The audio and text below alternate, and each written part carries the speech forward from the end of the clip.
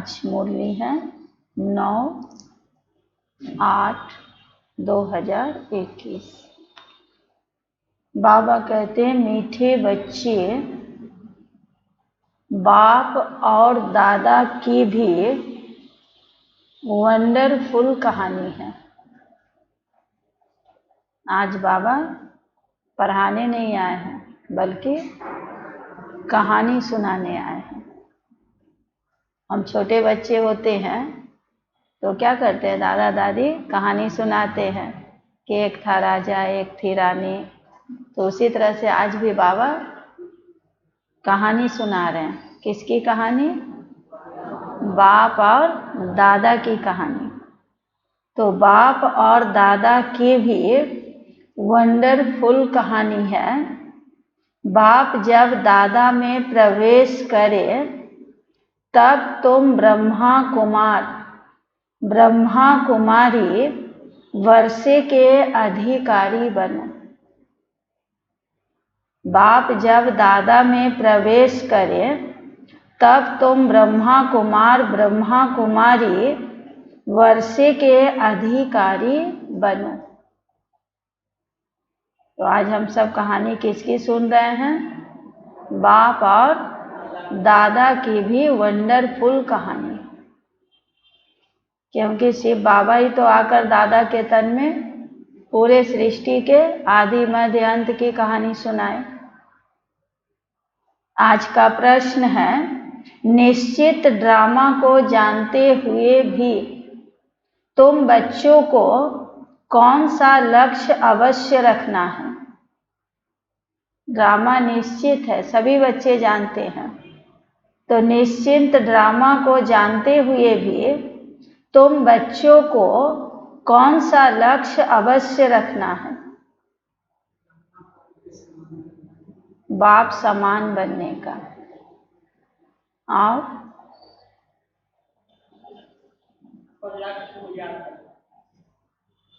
उत्तर है पुरुषार्थ कर गैलव करने का। अर्थात विनाश के पहले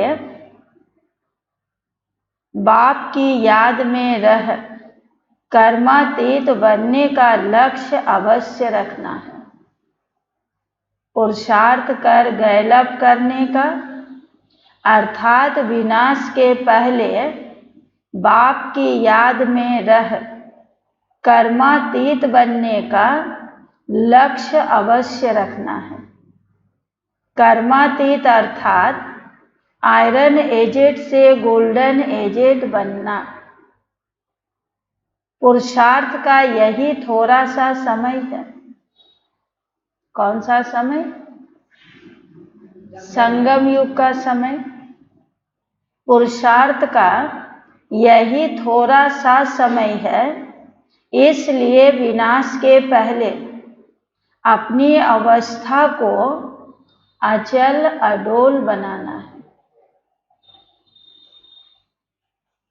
पुरुषार्थ का यही थोड़ा सा समय है, इसलिए विनाश के पहले अपनी अवस्था को अचल अडोल बनाना है। ओम शांति, ओम शांति। आज बाप दादा दोनों हैं तो 2 बार ओम शांति बोले। यह दोनों कौन कहते हैं? एक बाबा बोले और एक दादा बोले। पहले कौन बोले? पहले बाबा बोले, पीछे दादा को रिस्पॉन्स करना पड़ा। पहले शिव बाबा ओम शांति बोले तो हम बच्चे जैसे रिस्पॉन्स किए, वैसे दादा को भी रिस्पॉन्स करना पड़ा, तो डबल ओम शांति हो गया। यह दोनों कौन कहते हैं? एक था बाबा, एक था दादा। कहानी सुनाते हैं ना। एक था राजा, एक थी रानी। अब यह फिर है नई बातें। एक था बाबा और एक था दादा। तुम कहेंगे 5000 वर्ष पहले भी एक था बाबा, दूसरा था दादा। बाबा कौन था? शिव बाबा। दादा कौन था? ब्रह्मा दादा। अब शिव बाबा के बच्चे तो सब हैं, ब्रह्मा भी शिव के बच्चे हैं, हम ब्राह्मण भी शिव बाबा के बच्चे हैं। अब शिव के बच्चे तो सब हैं, सभी आत्माएं एक बाप की ही संतान हैं, वह तो है ही। ब्रह्मा के बच्चे ब्राह्मण भी थे, प्रजापिता ब्रह्मा की संतान ब्रह्मा कुमार ब्रह्मा कुमारियां थे। उन्हों को कौन पढ़ाते थे? कौन पढ़ाते थे? शिव बाबा पढ़ाते थे। प्रजापिता ब्रह्मा के यह ब्रह्मा कुमार ब्रह्मा कुमारियां ढेर बच्चे हैं ना। ब्रह्मा कुमार ब्रह्मा कुमारियां मानते हैं बरोबर हम शिव बाबा के बच्चे भी हैं, तो शिव बाबा के पोत्रे भी हैं। जब ब्रह्मा के बाप ठहरे तो शिव बाबा के पोत्रे हो गए, और आत्मिक रूप में देखा जाए तो शिव बाबा के हम सब आत्माएं बच्चे हैं। बच्चे तो हैं ही, अब आकर पोत्रे बने हैं। बच्चे तो आत्माएं तो शिव बाबा के अनादि बच्चे हैं। अभी संगम युग पर जब ब्रह्मा के बनते हैं तब अब आकर पोत्रे बने हैं, ब्रह्मा द्वारा दादे से वर्षा लेने। अभी तुमको दादे से वर्षा मिलता है, जिसको शिव बाबा कहते हैं, परंतु ब्रह्मा कुमार ब्रह्मा कुमारियां होने के कारण उनको हम दादा कहते हैं। अब वर्षे दादा का है, ब्रह्मा दादा का नहीं, शिव बाबा दादा का। क्योंकि बाबा के बाबे को क्या बोलते हैं? दादा बोलते हैं। अब यहाँ जो एक था बाबा, एक था दादा, तो ये दादा ब्रह्मा को बोला गया, क्योंकि शिव बाबा बाबा हैं और ब्रह्मा बाबा मनुष्य सृष्टि का आदि है, तो वो हमारे बड़े भाई हो गए, दादा हो गए। लेकिन वर्षा जो लेते हैं वो शिव बाबा से, दादे से, बाबा का बाबे से। ब्रह्मा द्वारा दादा से वर्षा लेने अभी तुमको दादे से वर्षा मिलता है, जिसको तुम शिव बाबा कहते हो, परंतु ब्रह्मा कुमार ब्रह्मा कुमारियां होने के कारण उनको हम दादा कहते हैं। किनको दादा यहाँ पर बोले? शिव बाबा को। तो वर्षा दादे का है, ब्रह्मा दादा का नहीं। यहाँ बाबा क्लियर किया कि वर्षा दादे का है, ब्रह्मा दादा का नहीं। दादा माना बड़ा भाई, बड़ा भाई को भी दादा कहते हैं, भैया भी कहते हैं, दादा भी कहते हैं। और शिव बाबा को भी दादे कहते हैं। दादे माना बाबा के बाबा, जिसको हिंदी में बाबा भी कहते हैं, दादे भी कहते हैं। अब यहाँ बच्चे सोचेंगे कौन है दादा, कौन है बाबा? वैकुंठवासी बनने का वर्षा उस दादे से मिलता है। आधा कल्प वर्षा पाते हो, फिर तुमको श्राप भी मिलता है। श्राप किससे मिलता है? रावण से। नीचे उतरते आते हो, जैसे कि ग्रहचारी बैठ जाती है नीचे उतरने की। अभी तुम बच्चे समझते हो हमारी ग्रहचारी राहु की दशा पूरी हुई। राहु की दशा है सबसे बुरी दशा, ऊंचे ते ऊंच दशा है बृहस्पति की। फिर राहु की दशा बैठती है तो 5 विकारों के कारण हम काले हो गए। अब फिर बाप कहते हैं दे दान तो छूटे ग्रहण, है तुम्हारी बात, लेकिन दुनिया में इसको मानते हैं कि जब सूर्य ग्रहण चंद्र ग्रहण लगता है तो समझते हैं कि दान मांगने आते हैं, कि दान जब तक नहीं देंगे तब तक ग्रहण नहीं छूटेगा। इसीलिए ग्रहण लगने के बाद, नहाने के बाद कुछ न कुछ दान दिया जाता है, तब समझते कि हमारा ग्रहण उतर जाएगा। उन्होंने फिर सूर्य चंद्रमा का ग्रहण समझ लिया है। जब ग्रहण लगता है तो दान मांगते हैं। यहाँ बाप तुमको कहते हैं बच्चे 5 विकारों का दान दो तो ग्रहचारी उतर जाएगी। इन विकारों से ही तुम पाप आत्मा बने हो। मुख्य है देह अभिमान। पहले ऐसे सतो प्रधान थे, फिर सतो रजो तमो बने हैं। 84 जन्म लिए हैं। यह तो पक्का निश्चय है, बरोबर देवताएं ही 84 जन्म लेते हैं।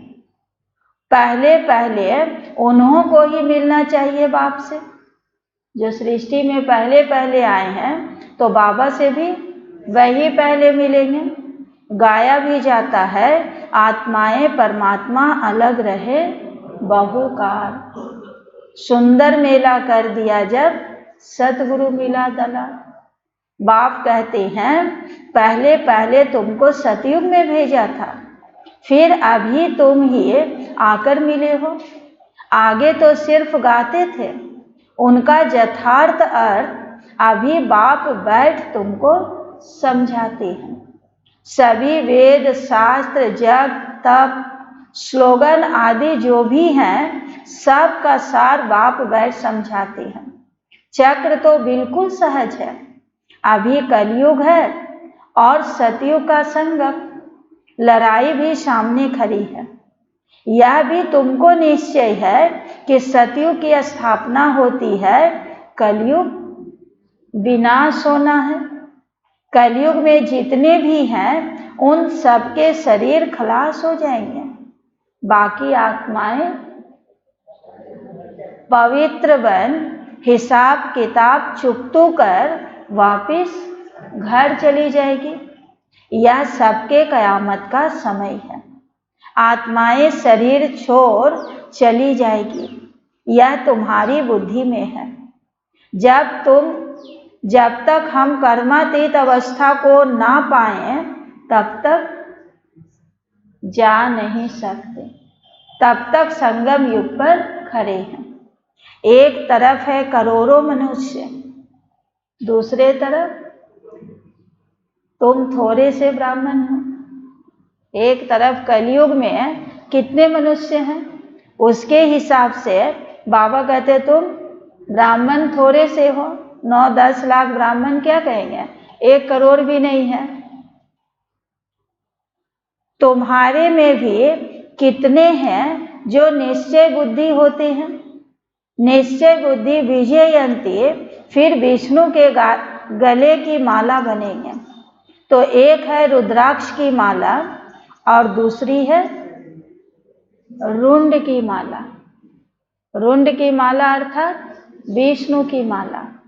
एक निराकार की माला है और दूसरा साकार की माला है। उस रुंड माला में छोटी छोटी शकल भी होती है। उस मोती में आँख नाक मुख सब बना हुआ रहता है। छोटी छोटी शकल होती है। यह निशानियां हैं। हम आत्माएं ही आकर फिर बाप के गले की माला के दाने बनेंगे। फिर यहाँ आएंगे नंबरवार पुरुषार्थ अनुसार। अभी से बाबा के गले का हार तो सभी आत्माएं बन गए हैं, लेकिन जो पास भी ऑनर होंगे वही सतयुग में आएंगे। कोई फर्स्ट डिवीजन में आएंगे, कोई सेकेंड आएंगे, कोई थर्ड आएंगे। माला 8 की भी है तो 108 की भी है तो 16,108 की भी है। अब 16,000 है या 5-10 हजार है, उसका कोई हिसाब नहीं निकाला जाता। कई बच्चे पूछते हैं कि बाबा माला 16,000 की बनेगी या 5-10 हजार की बनेगी। बाबा कहते उनका कोई हिसाब नहीं निकाला जाता। यह मालाएं गाई हुई है। 108 की 16,108 की और 8 की। 8 जो है पास विद ऑनर वाले, जो अष्ट रत्न कहा गया है, जो बिल्कुल बेदाग हीरा होंगे, और 108 है सेकेंड नंबर वाले, और थर्ड नंबर में 16,108। उनका कोई हिसाब नहीं निकाला जाता, यह मालाएं गाई जाती है। बाबा कहते हैं यह सब तुम क्यों विचार करते हो? यह सब तुम क्यों विचार करते हो? जितने भी राजाएं कल्प पहले सतयुग त्रेता में बने होंगे उतने ही बनेंगे। कई बच्चे सोचते हैं कि बाबा 108 राजा बनेंगे कि 16,000 राजा बनेंगे। बाबा कहते हैं इन सब बातों की फिक्रात क्यों करते हो? जितने भी राजाएं कल्प पहले सतयुग त्रेता में बने होंगे उतने ही बनेंगे। 100 बने या 200-300 बने, यह पूछना नहीं है। सुना, कई बच्चे चिंतन चलते हैं कि 16,000 जो है क्या कहीं ना कहीं जाकर राजा बनेंगे, क्योंकि वो राजा के नज़दीक रहने वाले हैं ना, तो जरूर सतयुग त्रेता द्वापर कलयुग में आकर कहीं ना कहीं तो वो राजाई पद पाएंगे, क्योंकि संस्कार लेंगे तो कहीं तो राजत्व करेंगे। लेकिन बाबा कहते हैं कि इन सब पीछे अपना बुद्धि चलाने का या समय लगाने की दरकार नहीं। अब 100 राजा बने या 200-300 बने, यह पूछना नहीं है। बाबा कहते हैं बच्चे तुम जितना नज़दीक आते जाएंगे तो यह सब समझते जाएंगे। अभी जितना पूछते हो, जितना जितना सतयुग के नज़दीक पहुँचेंगे तो सब नज़ारे आपको स्पष्ट दिखाई देंगे।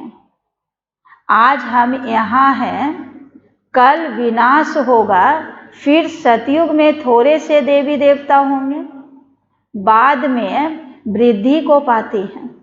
सतयुग के आसार भी दिखाई पड़ते हैं ना। अब धीरे धीरे देखिएगा इन आँखों से ही सतयुग का आसार दिखाई पड़ेंगे।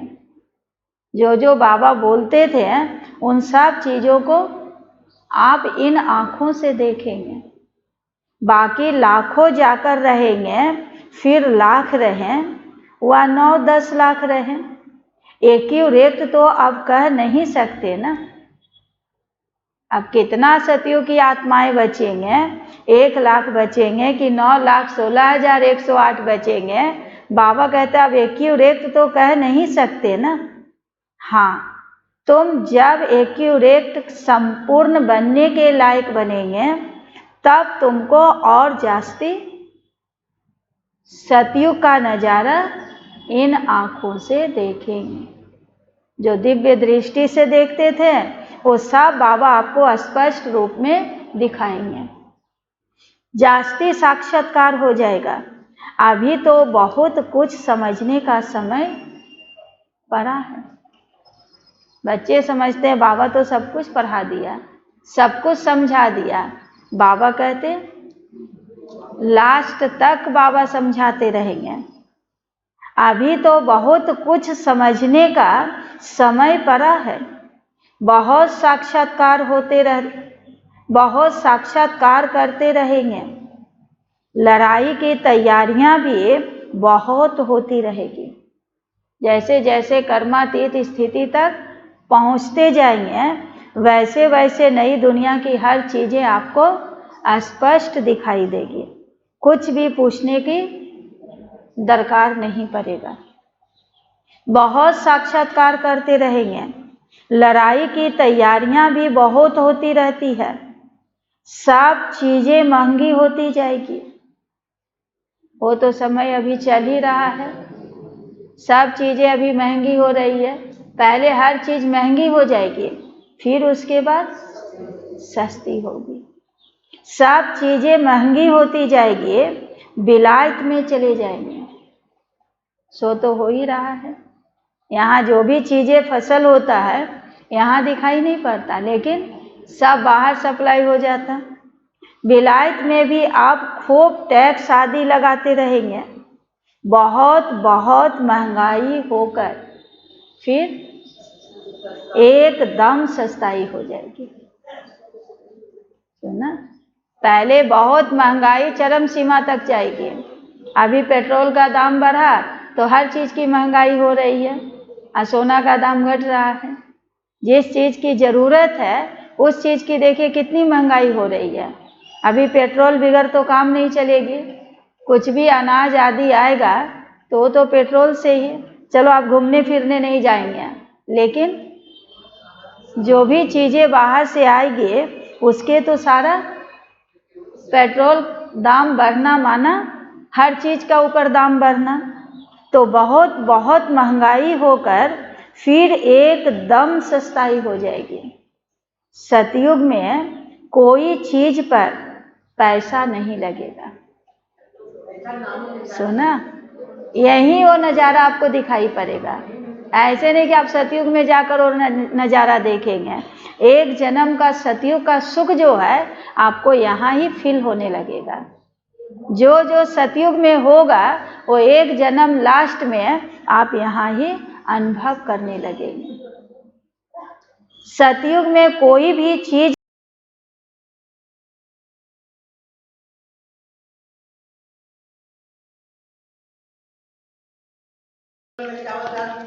फ्री में मिल रहा है ना, पैसा लग रहा है, अनुभव कर रहे हैं ना।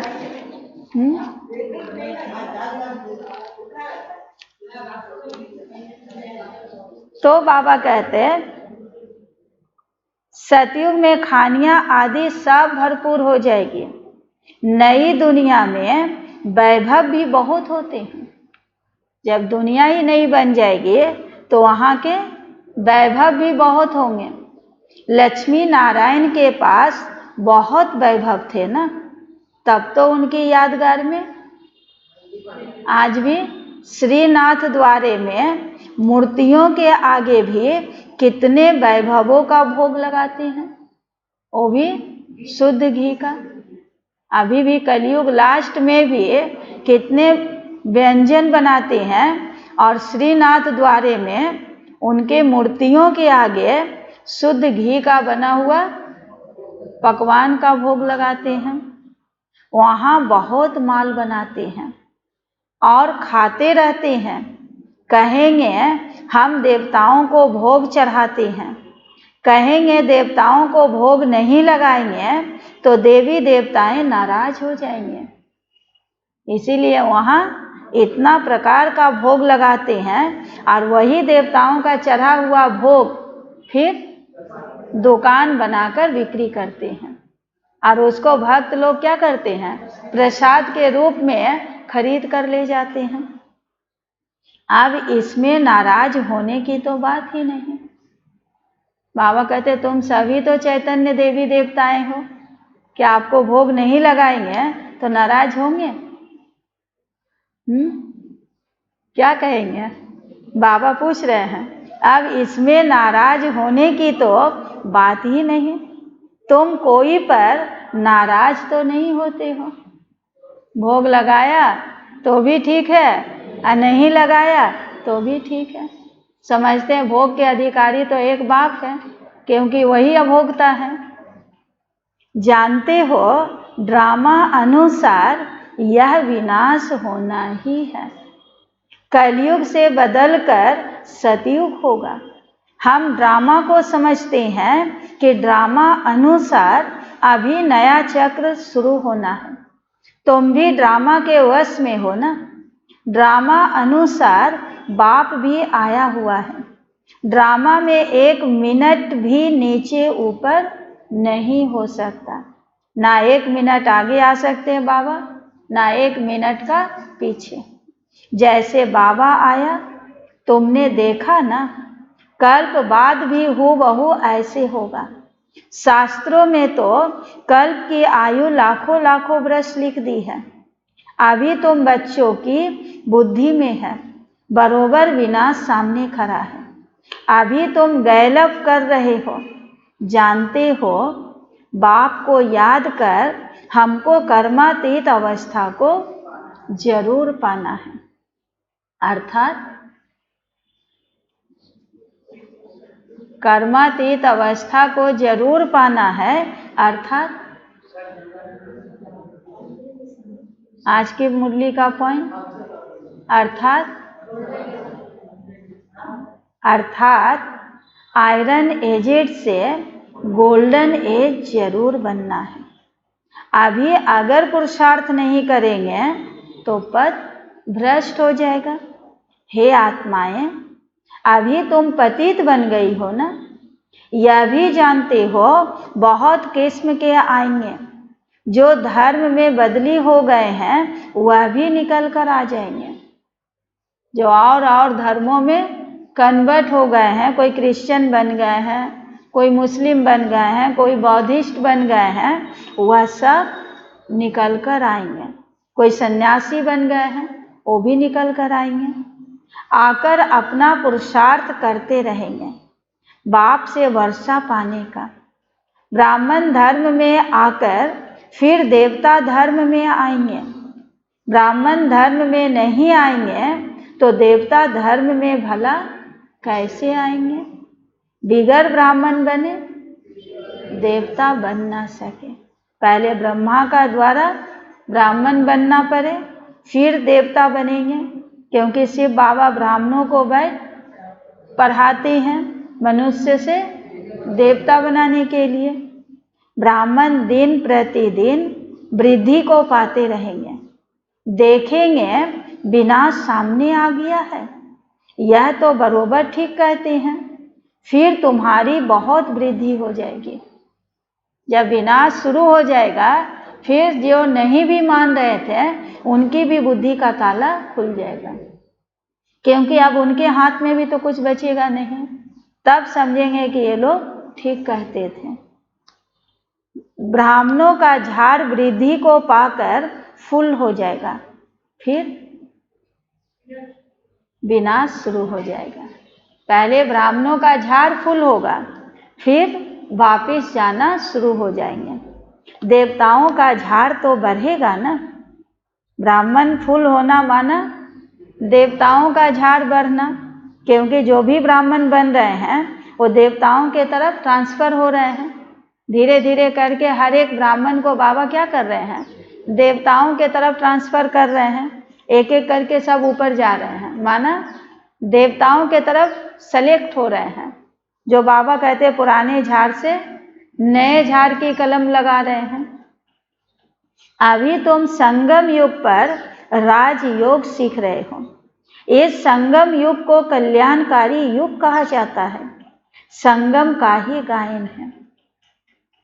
कौन सा गायन है संगम का? संगम का ही गायन है। गंगा सागर का मेला दिखाते हैं। जहाँ गंगा सागर में जाकर मिलती है और उसे कुंभ का मेला कहते हैं, गंगा सागर का मेला कहते हैं। सभी भक्त आत्माएं जाकर उसमें स्नान करते हैं और समझते हैं उस स्नान को बहुत महत्वपूर्ण स्नान समझते हैं। समझते हमारे जितने दिन का पाप था, कोई भी विकर्म किए थे, सब नाश हो जाएंगे। अब वह सब तो भक्ति मार्ग का है। शिव बाबा ज्ञान सागर हैं और शिव बाबा जब आते हैं और ब्रह्मा जब ज्ञान गंगा लाते हैं और उस ज्ञान में जब हम लोग डुबकी लगाते हैं तो हमारे जन्म जन्मांतर के पाप नष्ट हो जाते हैं। अब कहाँ की बातें कहाँ ले गए? यह है ज्ञान सागर और ज्ञान सागर से निकली हुई ज्ञान गंगाओं का मेला। अब मेला कहाँ लगता है? मधुबन में। ज्ञान सागर से पतित पावन अक्षर लगता है। वह समझते हैं पतित पावनी गंगा है और फिर गंगा में जाकर स्नान करते रहते हैं। यह नदियां तो सतयुग से लेकर चलती आई है। आजकल तो नदियां भी कहाँ कहाँ डुबो देती है। कहीं बाढ़ आ गया तो गांव के गांव, शहर के शहर डूब जाते हैं। प्राकृतिक भी तमो प्रधान, सागर भी तमो प्रधान हो पड़ा है। सागर थोड़ी सी उछल आएगा तो सब कुछ खलास कर देगा। थोड़ा सा सुनामी आया तो सब खलास कर देगा। सतयुग में सिर्फ हम थोड़े ही भारत में रहते हैं। जमुना के कंठे देहली परिस्तान थी, फिर परिस्तान बननी है। सतयुग में थोड़े ही जीव आत्माएं रहती है, फिर धीरे धीरे आते जाते हैं। अभी है कलयुग का अंत। अभी जितने भी आत्माएं परम धाम में स्टॉक में थे वो सब धरती पर उतर चुके हैं। तो अभी है कलयुग का अंत। कितने ढेर मनुष्य हो गए हैं। बेहद का नाटक है जिसको अच्छी रीति समझना है। भल कोई अपने को एक्टर भी समझते हैं, परंतु कल्प 5000 वर्ष का है यह किसी को भी पता नहीं है। कई लोग को मालूम है कि हम सब आत्माएं हैं, इस धरती पर आए हैं पाठ बजाने। कई कहते हैं हम भगवान की कठपुतली हैं, भगवान जैसे जैसे हमको चला रहा है, नचा रहा है, वैसे वैसे हम नाच रहे हैं। तो कई आत्माएं हैं जो अपने को एक्टर समझती हैं, परंतु ये कल्प 5000 वर्ष का है जो हूबहू रिपीट होता है, ये किसी को भी पता नहीं है। और सतयुग से लेकर कलयुग आता है, फिर कलयुग बदलकर सतयुग होना है, ये भी किसी को पता नहीं। कहाँ 84 जन्म, कहाँ 84 लाख। अभी तुम रोशनी में आए हो ना। 84 लाख कहते थे तो अंधियारे में थे, और जहाँ 84 जन्म कहते हैं तो अभी तुम रोशनी में हो। तुमको बाप से वर्षा मिलता है। बाप कहते हैं बच्चे, क्या कहते हैं? मन मना भव, अपना मन मेरे में लगाओ। बाप को याद करना है। शिव भगवान उवाच, कृष्ण थोड़े ही ज्ञान का सागर है। भगवान की महिमा में और देवताओं की महिमा में बहुत फर्क है। बाबा को ज्ञान का सागर, पतित पावन, दुख हरता, सुख करता कहते हैं। मनुष्य सृष्टि का बीज रूप कहते हैं। और श्री कृष्ण को सर्वगुण संपन्न, 16 कला संपूर्ण, संपूर्ण निर्विकारी, मर्यादा पुरुषोत्तम, अहिंसा परमो धर्म। तो दोनों की महिमा में रात दिन का फर्क है। बाप जो नई रचना रचते हैं उनकी महिमा बिल्कुल अलग है। सर्वगुण संपन्न बनाते हैं, 16 कला संपूर्ण बनाते हैं। अभी तुम ऐसे बन रहे हो ना। बाप की महिमा और इनकी महिमा में रात दिन का फर्क है। यह राजयोग है ना। राजयोग अर्थात राजाई पाने का योग। गाया भी जाता है, भगवान राजयोग सिखलाते हैं जिससे हम राजाओं का भी राजा बनते हैं। वह है निराकार, तो जरूर निराकार से साकार में उनको आना पड़े। बिगड़ साकार में आए राज्यों कैसे सिखलाएंगे? भगवान की इतनी महिमा है तो जरूर उनको आना पड़े ना। उनका जन्म दिव्य और अलौकिक है, और किसी का दिव्य जन्म नहीं गाया जाता। यह भी बच्चों को समझाया है। एक होता है लौकिक बाप, दूसरा होता है पारलौकिक बाप, जिसको ही भगवान कह याद करते हैं। और तीसरा है यह अलौकिक बाप, जिसको कोई जानते ही नहीं। लौकिक बाप, पारलौकिक बाप को तो हर कोई जानते हैं। यह फिर वंडरफुल बाप है। जब पारलौकिक बाप बच्चों को एडॉप्ट करते हैं तो बीच में यह अलौकिक बाप आ जाता है। ब्रह्मा अलौकिक बाप कब बनता है? जब शिव बाबा आकर हम बच्चों को एडॉप्ट करते हैं। प्रजापिता ब्रह्मा के कितने ढेर बच्चे हैं, शिव बाबा आकर ब्रह्मा द्वारा तुमको अपना बनाते हैं। कितने ब्रह्मा कुमार ब्रह्मा कुमारियां बनते हैं। लौकिक बाप को तो करके 8-10 बच्चे होंगे। अच्छा, शिव बाबा भी पारलौकिक बाप हैं, उनके तो अनेक बच्चे हैं ना।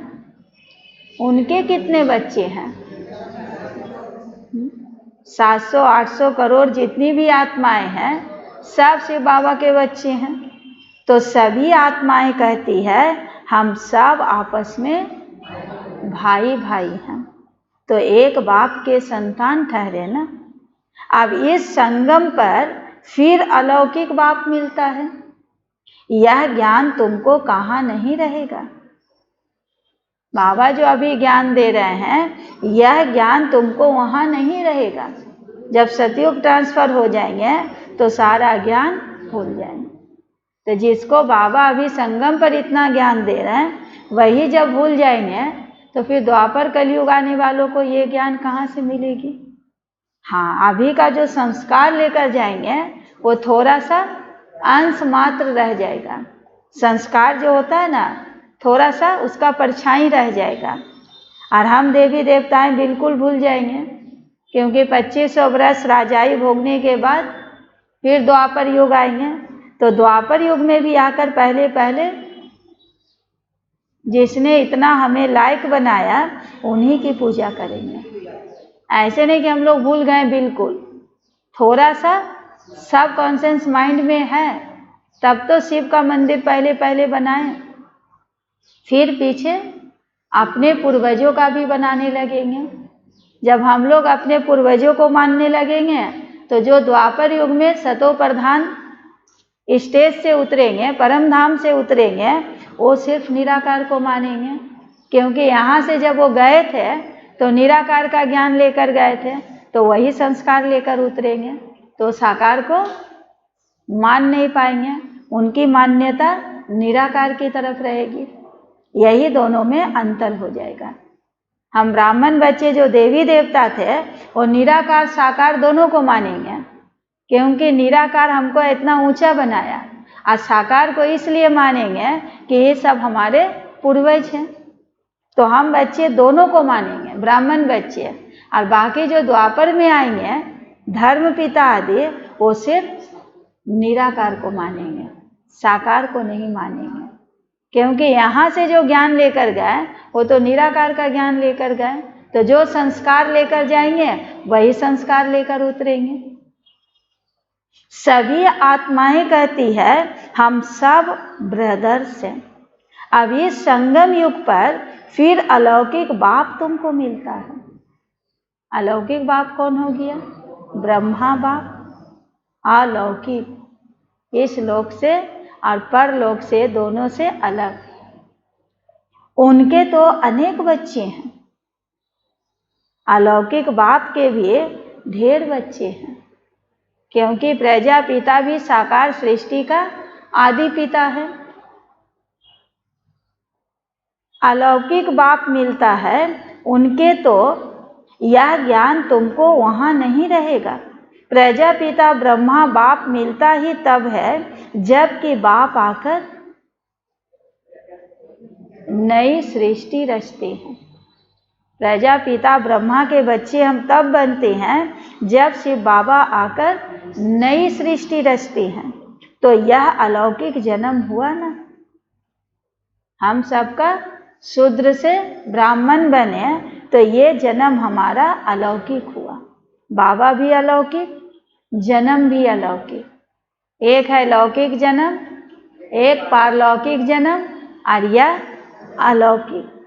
पारलौकिक बाप को जानना माना पारलौकिक जन्म, और अलौकिक बाप को जानना माना अलौकिक जन्म। हमको कोई समझ नहीं सकते, हम इस लोक के नहीं हैं, जिस कारण हमको कोई समझ नहीं सकते। दुनिया वाले भी कहते हैं कि इनका बात, इनका ज्ञान, इनका रहन सहन इस लोक से जैसा नहीं, हम लोग का समझ से बाहर है। तो बाबा कहते हैं हम ब्राह्मणों को कोई समझ भी नहीं सकते।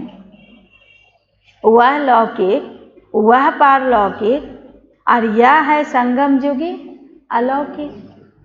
लौकिक बाप तो सतयुग से लेकर होते आए हैं, उसको तो सब मान लेंगे। फिर पारलौकिक बाप को भी द्वापर युग से याद करते आए हैं, उसको भी मान लेंगे। लेकिन ये तीसरा जो अलौकिक बाप सिखलाते हैं, इसको मानने को तैयार नहीं होते, क्योंकि इसको सिर्फ ब्राह्मण बच्चों के सिवाय कोई को समझ में ही नहीं आएगा। और जब समझ में नहीं आएगा तो फिर मानेंगे कैसे? सिवाय ब्राह्मण बच्चे के कोई इनको जान नहीं सकते। लौकिक बाप तो सतयुग से लेकर होते आए हैं, पारलौकिक बाप को वहाँ कोई याद नहीं करते। वहाँ होता ही है एक बाप, हे भगवान मुख से नहीं निकलेगा। कहाँ? सतयुग में। इसीलिए बाबा यहाँ भी वही प्रैक्टिस कराते हैं। हे शब्द दुख की निशानी है। जब बाबा मिल गया तो अब हम हे बाबा भी नहीं कह सकते। क्या कहेंगे? वाह बाबा। कुछ होता है तो हे बाबा निकलता है, कैसा लगता है बोलने में? फट से निकलता है वाह बाबा, वाह ड्रामा, वाह मेरा भाग्य, वाह ब्राह्मण परिवार, वाह वाह निकलता है। और वाह है खुशी की और हे है दुख की। हे भगवान कब कहते हैं? जब दुखी होते हैं। वहाँ होता ही है एक बाप, हे भगवान हे परमात्मा कहकर कोई भी याद नहीं करते। फिर द्वापर युग में जब भक्ति मार्ग शुरू होता है तब वहाँ से दो बाबाएं हो जाते हैं, एक लौकिक बाबा और दूसरा पारलौकिक बाबा। कुछ भी दुख हुआ, कुछ भी मुसीबत हुआ तो भगवान को याद करना शुरू कर देते हैं। और अभी संगम युग पर तुमको तीन बाप हैं, लौकिक, पारलौकिक और यह ब्रह्मा है अलौकिक, प्रजापिता ब्रह्मा। प्रजापिता ब्रह्मा भी अभी तुमको मिलता है, अभी तुम उनके बच्चे बने हो ना, जानते हो यह अलौकिक बाप है। अभी तुम इन बातों को अच्छी रीति जानते हो और याद भी करते हो। अपने को आत्मा समझ बाप को याद करो। सतयुग में याद करने की दरकार नहीं रहती, क्योंकि सतयुग में अभी इतना ना बाबा आत्मा रटा दी है जो वहाँ आत्मिक भान रहेगा। वहाँ मैं आत्मा हूँ ये समझने की जरूरत नहीं है। वहाँ स्वाभाविक रूप में आत्मा नेचुरल रूप में याद रहेगी और आत्मा का गुण जो है, आत्मा का कर्तव्य जो है वो व्यवहारिक रूप में होगा, क्योंकि वहाँ देह का भान नहीं होगा। सतयुग और त्रेता आत्मिक भान होगा। दुख में पारलौकिक बाप को सब सिमरन करते हैं, यह तो बिल्कुल सहज बात है ना। सतयुग त्रेता में एक बाप होता है, द्वापर में दो बाप होते हैं और इस समय संगम युग पर तुम अलौकिक बाप के बच्चे बने हो, जिस द्वारा तुम शिव बाबा से वर्षा लेते हो। तुम बच्चे ही ब्राह्मण बनते हो जो फिर देवता बनेंगे। हम ब्राह्मणों को बैठ शिव बाबा पढ़ाते हैं तो कैसे पढ़ाते हैं? ब्रह्मा के द्वारा पढ़ाते हैं। तो हम सब ब्रह्मा के बच्चे ब्राह्मण बने और हम सब ब्राह्मणों को बैठ कौन पढ़ाते हैं? शिव बाबा पढ़ाते हैं। क्या बनने का लक्ष्य है? मनुष्य से देवता बनने की पढ़ाई। विनाश भी तुम्हारे को ही देखना है। बाबा कहते हैं इन आँखों से विनाश को भी देखना है।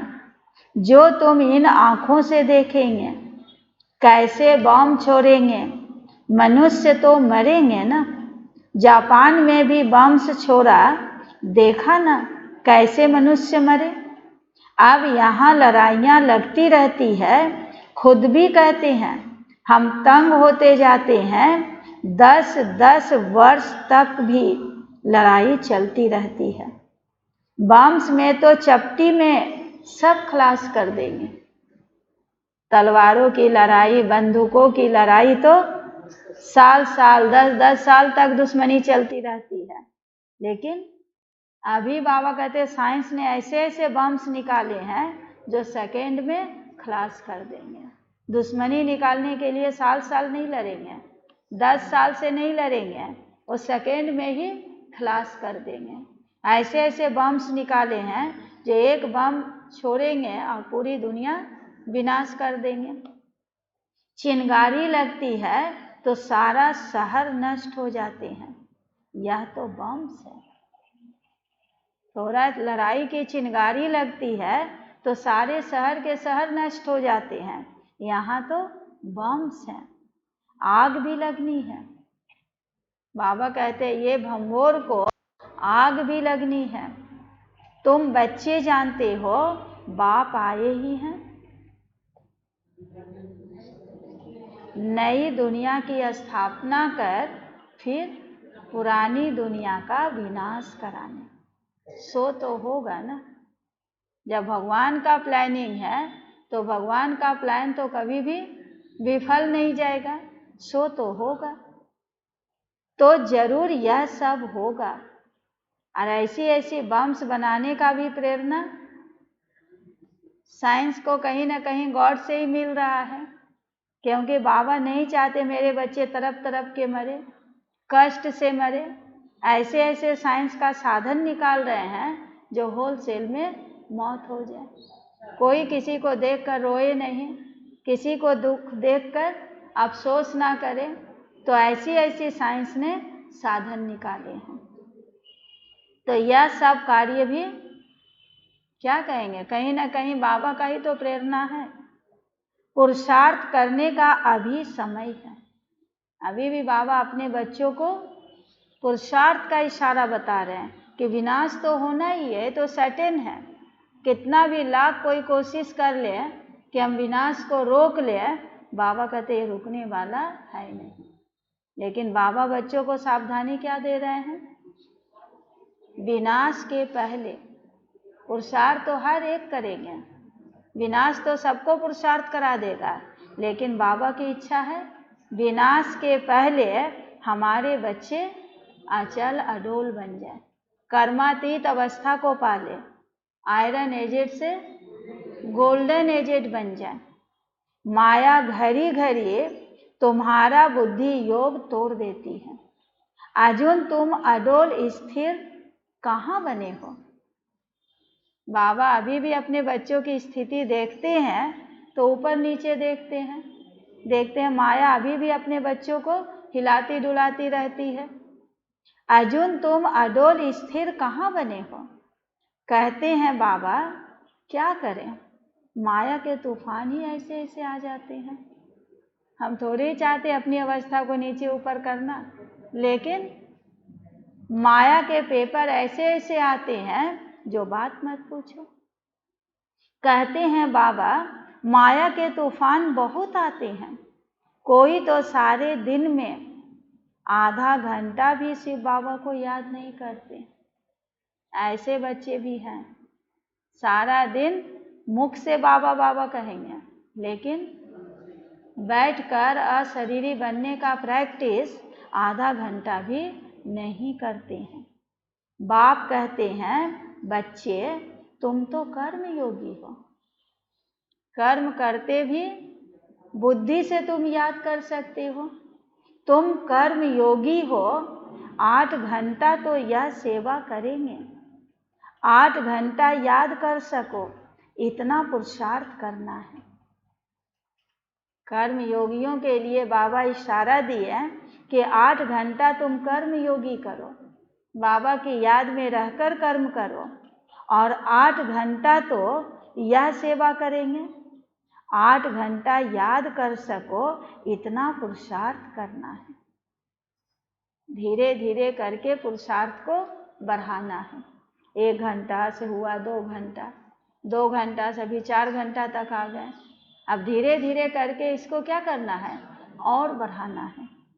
याद करते रहने से विकर्म विनाश होते जाएंगे, और जितना विकर्म विनाश होते जाएंगे उतना बाबा का कशिश होगा। आपको ऑटोमेटिक लगेगा कि अब थोड़ा समय बचा है चलिए इधर उधर क्यों समय गवाएं, थोड़ा हम बाबा को याद करने का पुरुषार्थ कर लें। इसको ही योग अग्नि कहा जाता है। हाँ, यह है मेहनत। अब इतना आसान काम भी नहीं है तो मुश्किल भी नहीं है, लेकिन है मेहनत। गृहस्थ व्यवहार में रहते सिर्फ याद करना है और कुछ काम नहीं देते। बाबा का एक ही काम दिया हुआ है, एक ही होमवर्क है। पढ़ाई पढ़ने के बाद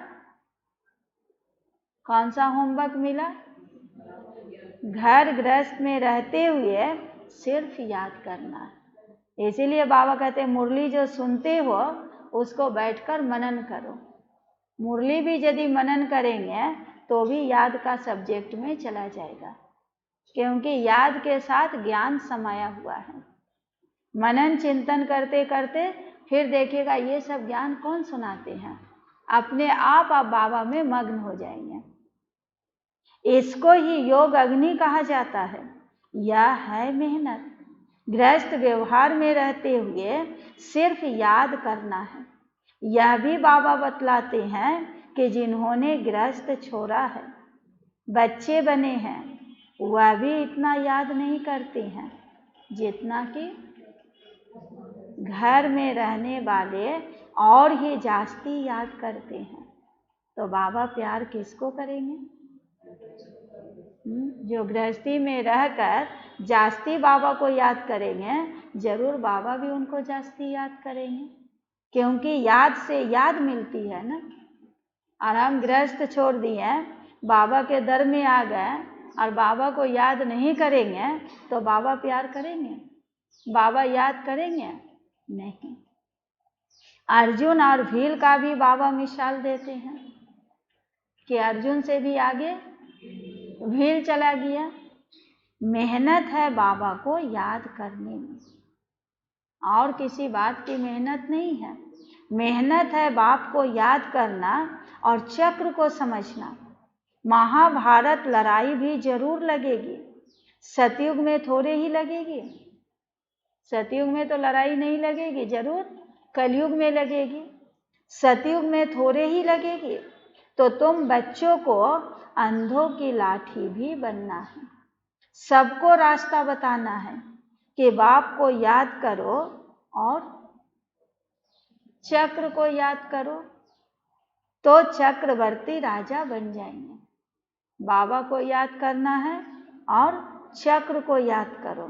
स्वदर्शन चक्रधारी बनो। जब स्वदर्शन चक्रधारी बन जाएंगे तो परदर्शन, पर चिंता, पर निंदा से मुक्त हो जाएंगे। इसलिए बाबा कहते हैं स्वदर्शन चक्रधारी बनो।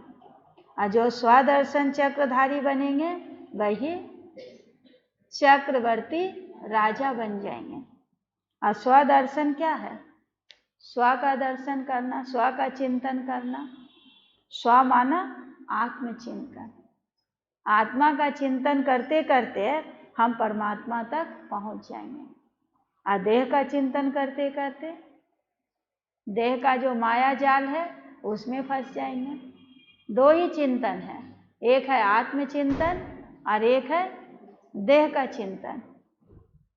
देह का चिंतन तो करके देख लिए, इससे क्या फायदा हुआ? अब बाबा कहते आत्मचिंतन करने से हमारी उन्नति होगी। सबको रास्ता बताना है कि बाप को याद करो और चक्र को याद करो। स्वदर्शन चक्रधारी बनो। अब वही स्वदर्शन चक्र दे दिए कृष्ण के उंगली में, विष्णु के हाथ में दे दिए, क्योंकि स्वदर्शन चक्र फिराते फिराते स्वदर्शन चक्रवर्ती राजा बन गए। अच्छा, मीठे मीठे सिक्किल दे बच्चों प्रति माता पिता बाप दादा का याद प्यार और गुड मॉर्निंग। रूहानी बाप की रूहानी बच्चों को नमस्ते।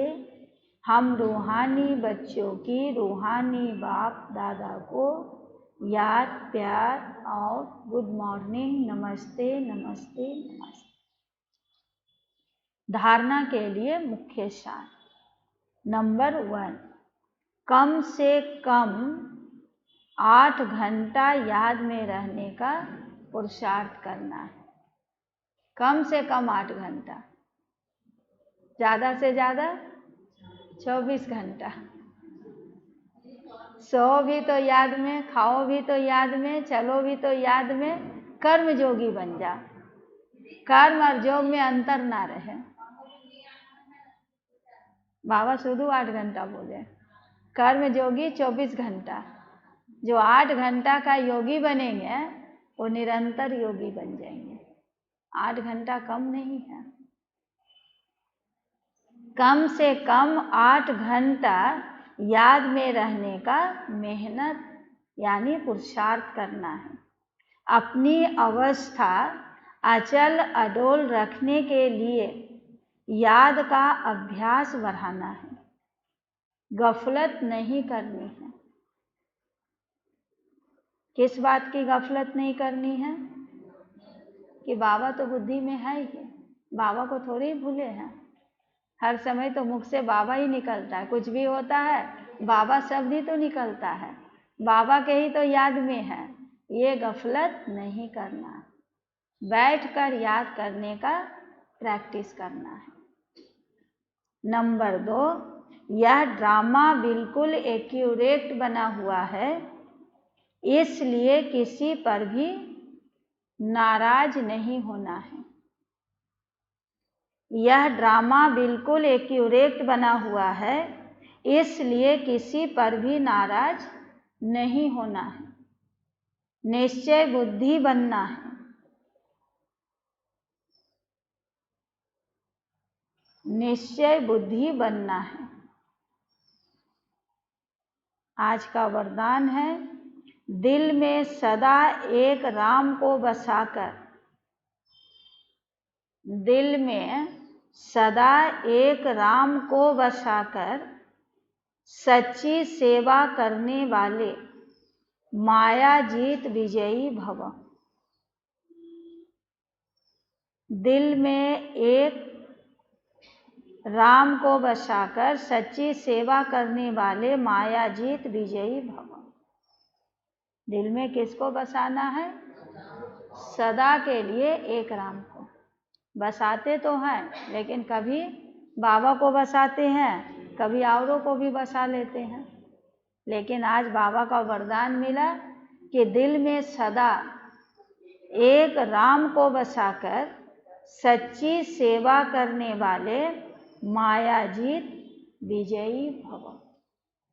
हनुमान की विशेषता दिखाते हैं ना। क्या विशेषता दिखाते हैं? कि राम और सीता को दिल में बसा कर रखे थे।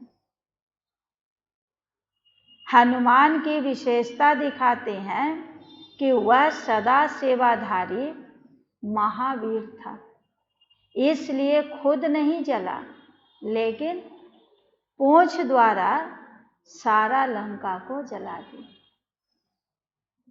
खुद नहीं जला, लेकिन पूंछ के द्वारा सारी लंका जला दी। जब पूंछ में आग लगाने गए तो पूंछ इतना ना लंबा कर दिया जो पूरा लंका जल गया। तो यहाँ भी जो सदा सेवाधारी हैं वही माया के अधिकार को खत्म कर सकते हैं। जो सेवाधारी नहीं वह माया के राज्य को जला नहीं सकते। हनुमान के दिल में सदा एक राम बसता था, तो बाप के सिवाय और कोई दिल में ना हो, अपने देह की स्मृति भी ना हो, तब मायाजीत विजयी बनेंगे। अपनी देह की भी स्मृति ना हो तब मायाजीत विजयी बनेंगे। और जो मायाजीत बनेंगे प्राकृतिक जीत भी बन जाएंगे, विजयी भी बन जाएंगे। तो दिल में किसको बसाना है? एक दिलाराम को, जो दिल को आराम देने वाला है, दिलाराम। और बाकी दूसरे तीसरे को बसाएंगे तो क्या होगा? दिल को आराम नहीं मिलेगा। बाबा को बसा के रखेंगे तो दिल को आराम मिलेगा। और हनुमान के तरह सच्चे सेवाधारी बनेंगे तो पूरा माया के राज्य को जला देंगे।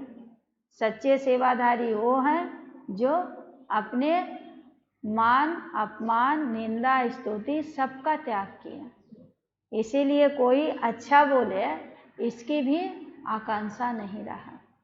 कोई हमारा प्रशंसा करे, कोई हमको अच्छा बोले, इसका भी भान से ऊपर। तभी तो दिखाते हैं कि अपने पूछ के द्वारा पूरे लंका को जला दिया। यहाँ भी जो बाबा के बच्चे बन जाते हैं उसको यदि कोई पूछते भी हैं तो वो किसके तरफ इशारा करते हैं? बाबा को इशारा करते हैं। ये महिमा मेरी नहीं है, ये योग्य मेरा नहीं है, ये योग्यधारी बनाने वाला वो बाप है। अपने प्रति स्वीकार ही नहीं करते। कोई महिमा भी करेंगे, कोई उनकी प्रशंसा भी करेंगे तो वो हमेशा बाप के तरफ इशारा करेंगे, माने अपनी पूछ को भी खत्म कर दिए। स्लोगन है, जैसे आत्मा और शरीर कंबाइंड है ऐसे आप बाप के साथ कंबाइंड रहो। आत्मा बिगर शरीर नहीं चलता, शरीर बिगर आत्मा भी कुछ नहीं कर सकती। तो आत्मा और शरीर जैसे कंबाइंड है ऐसे आप बाप के साथ कंबाइंड रहो। 24 घंटा के लिए बाबा को अपने पास बुला लो। अमृत वेले जब उठते हैं तो बाबा को आह्वान करके अपने साथ कंबाइंड कर लो कि मैं और बाप कंबाइंड हैं। अब जहाँ भी जा रहे हैं, जो भी कर रहे हैं, बाबा हमारे साथ साथ हैं। सारा दिन बाप को साथ में रखेंगे तो कोई भी मिस्टेक नहीं होगा, कोई भी भूले नहीं होगी, क्योंकि हमेशा बुद्धि में रहेगा कि बाबा हमारा साथी है। कोई भी कार्य करने जा रहे हैं, कुछ भी बोल रहे हैं, कुछ भी कर रहे हैं तो बाबा साथ है, तो कोई भी आपकी माया जो है वो आपको कुछ भी बिगाड़ नहीं सकती। और जब बाबा को हम अलग कर देते हैं तो माया को चांस मिल जाता है हमसे गफलत कराने का। और बाबा को साथ रखते हैं तो माया भी दूर रहती है, देखती है कि इसके साथी तो सर्वशक्तिमान है, अब इसके पास तो मेरे को ताकत नहीं है जाने की, इसलिए मेरे पास भी नहीं आती। जो मेरे से कोई भूल करा दे तो रोज अमृत वेले बाबा को आह्वान कर लेना है और रात्रि सोने तक बाबा को साथ रखना है। जब सोए तो बाबा चलो अब हम भी सोते हैं, आप भी सो। सारा दिन हम भी काम किए, आप भी मेरे साथ साथ रहें। अब रात को हम भी विश्राम करते हैं, अब आप भी विश्राम करो। तो इस तरह से आप और बाप यदि कंबाइंड रहेंगे तो फिर कोई भी माया आपसे विकर्म नहीं कराएगी। और जहाँ बाबा को अलग कर दिए, अपने अलग हो गए तो माया को चांस मिल जाएगी, कुछ ना कुछ भूले करा देगी। दिल में इसीलिए बाबा बोले साथ रखने का स्थान भी बाबा बता दिया। कहाँ बाबा को साथ रखो? तो सदा दिल तख्त पर, दिलाराम को दिल में बसा लो। बाकी ड्यूटी दिमाग से सबके साथ रहो और दिल से दिलाराम के साथ रहो। दिलाराम का टिकट भी नहीं लगेगा। और बाकी तो बाबा कहते हैं आप दिल में दिमाग में दोनों में बाबा को बसा लेंगे तब संसार का काम में तो डिसबैलेंस हो जाएगा। इसीलिए दिल में दिलाराम को और दिमाग में दुनियादारी को रखो कि जो हमको तोड़ निभाने और जब तक इस संसार में है तब तक तो ड्यूटी सबके साथ करना है, कर्म भी करना है, व्यवहार में भी आना है। इसमें कोई हमारा डिसबैलेंस ना हो। कोई ये ना कहे कि तो सारा दिन बाबा बाबा ही करते रहते हैं, हम लोग को तो ध्यान ही नहीं देते हैं। इसीलिए दिमाग से संसार को और दिल से दिलाराम को। तो दिल में बाबा रहेगा तो आपसे कोई भी विकर्म नहीं होगा, क्योंकि माया आपके दिल में है ही नहीं जो आपसे कोई मिस्टेक कराए। हमेशा दिल का सुनेंगे और कार्य करते रहेंगे और बाबा कुछ भी आपसे मिस्टेक नहीं कराएंगे। दिलाराम कभी भी किसी को दुख भी नहीं देंगे। जो भी आपके मुख से बोल निकलेंगे, जो भी आपके द्वारा कर्म होंगे, जो भी व्यवहार होंगे वो सब यथार्थ होंगे, क्योंकि आपको कौन चला रहे हैं? दिलाराम चला रहे हैं।